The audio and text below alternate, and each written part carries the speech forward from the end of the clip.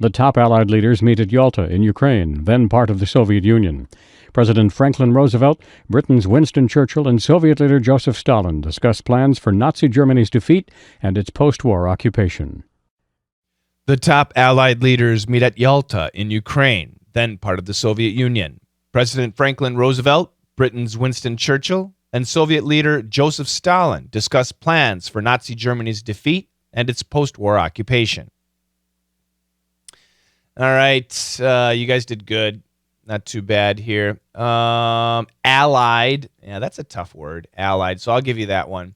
Yalta. All right. We got lots of proper nouns. Look at that. Soviet Union. Soviet Union, President, blah, blah, blah, blah, blah, blah. This is not too bad, right? You guys did good. Lots of people miss Nazi, but those are all proper nouns. All of them. That's why history is tough, right? But when you're discussing, when you're having a conversation with somebody, you may not have a conversation on history. However, you will have a conversation on proper nouns, places, people, businesses, things, groups, organizations, companies, things like that. So exposing yourself to proper nouns is very important. So that's what we do with Today in History. The top Allied leaders, and I'll explain Allied leaders tomorrow. The top Allied leaders meet at, and so many of you wrote in. Yeah, it's actually at, and you can hear it, at Yalta, and the American spelling, Yalta, in Ukraine. A lot of things happen in Ukraine, right? Chicken Kiev. Anyway. The top Allied leaders meet at Yalta in Ukraine. Then part of the Soviet Union. And we've had this phrase a lot. This is a very common phrase. So if you've been in DDM for a long time, you definitely should get that. But if you're new, this might be tough. I understand. President Franklin Roosevelt, Britain's Winston Churchill, and Soviet leader Joseph Stalin. Now, I don't care about the spelling, right? The spelling doesn't matter to me. But you should know those three people, right? Hopefully every one of you recognizes those three people. So if you missed the name or a name, I'm guessing it was because the pronunciation in your country might be different. Okay, so I'll say the names again. Franklin Roosevelt, Winston Churchill, Joseph Stalin. That's the American pronunciation of those three leaders. So anyway, what do these guys do? They discuss plans for Nazi Germany's defeat. The war isn't over in the future. Nazi Germany's defeat and its post-war occupation.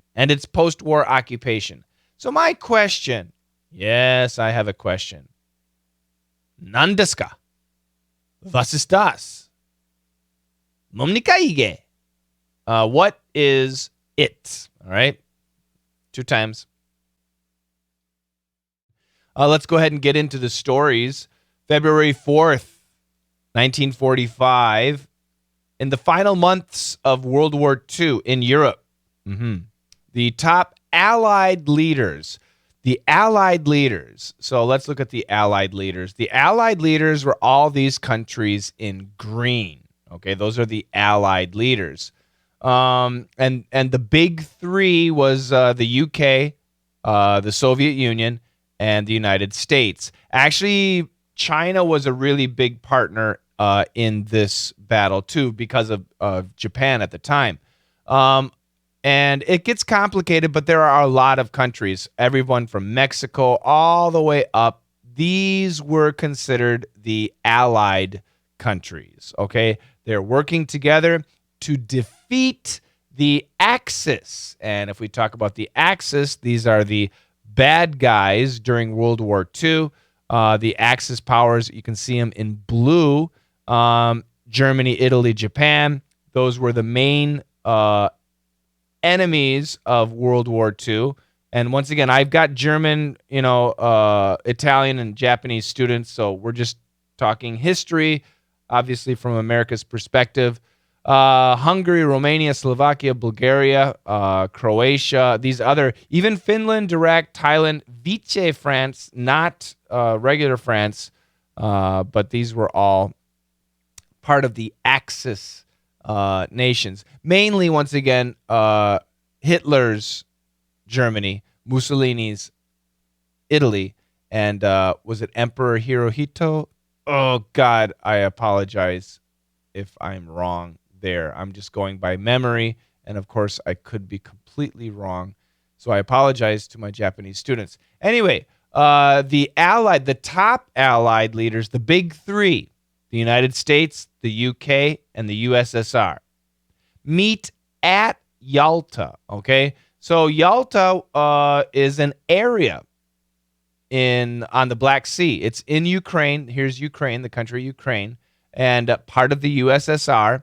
And Yalta is this entire area here. It's a big area. So meet at Yalta, meet in Yalta would be possible too. This is a beautiful area in Crimea. A lot of people take their vacations in this area. Actually, our coach Gulia has been to this area a couple times, and more of you, many of you, I know, especially Russian students, have come to this area because it is really a beautiful part. I don't know if Coach Gulia has been to Crimea. I think so. I could be wrong. I could be completely wrong.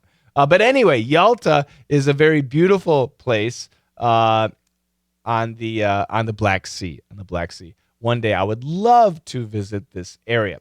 So this is kind of a resort area, and this is where these guys met. The top Allied leaders meet at Yalta, very famous Yalta Conference in Ukraine. Ukraine at the time was part of the Soviet Union, right? The USSR. The leaders of the Allied countries, the top three, President Franklin Roosevelt, Britain's, the UK's Winston Churchill, and the Soviet leader Joseph Stalin, they discussed plans for Nazi Germany's defeat. So Germany was almost done. The Nazi Germany, Hitler's government, Hitler's regime was almost done. Not quite, but almost. So they were meeting to discuss, all right, now when Hitler is done, when the Nazis are gone, what do we do with Germany? What do we do? So they came to discuss plans for Nazi Germany's defeat and its post-war occupation. And I asked you, what is it? And many of you gave me the answer of Germany, and that's right. But it's actually a little bit more complicated. It's the Allied role, the Allied occupation of Germany. That's actually what it refers to. And the eastern part of Germany, East Germany, would go to the USSR, to the Soviet Union. The northern part of Germany would go to France. The central western part would go to the UK, and the Alps area, the southern part, would go to the United States. Not go to, but the military forces would occupy these areas, okay? So at this Yalta conference, this Yalta meeting, what did these guys discuss? Basically, they decided what would happen after the end of World War II. This was the decision. This is what they were talking about. And like the United States was saying, hey, Russia, we need you guys to help us with Japan, because Japan was aggressive towards the United States. They were aggressive in China, and they wanted to stop Japan from expanding its borders and stuff like that. So the United States and Russia at the time agreed to work together to defeat Japan. The Allied nations also said to Russia, hey, you got to leave Poland alone. Let them be independent. Let them choose their own government. Russia said, no, we're not going to do that, but we will let them have their own elections. There were lots of, actually, there are not too many, but there were several agreements that they decided, which many problems resulted. Everything came true. The Allied nations obviously won in World War II. They put down Mussolini. They put down Hitler, and they took out Japan's occupation in Asia. But one of the problems was when the United States asked Russia to help them in Japan, but before Russia could actually help, the United States used the atomic bombs, as you know, in both Hiroshima and Nagasaki. And Russia was not happy about that. They were not happy because, they were supposed to be part of the forces to go stop Japan, but the United States did it all on its own because of the weapon. And Russia wasn't, my understanding, according to, the history books, Russia wasn't really jealous of the bomb. They were angered because the United States didn't utilize the agreement that Russia had with the United States. They were supposed to go together to defeat Japan, but the United States did it by themselves with the atomic bomb. And that probably was one of the big reasons we had the Cold War, which essentially lasted from the end of World War II all the way up until basically 1990. Basically 40 years of a Cold War between Russia, USSR, and the United States and the Western Europe. So yeah, that was it was actually a betrayal that happened between these partners. And it's interesting. So, who's wrong, who's right?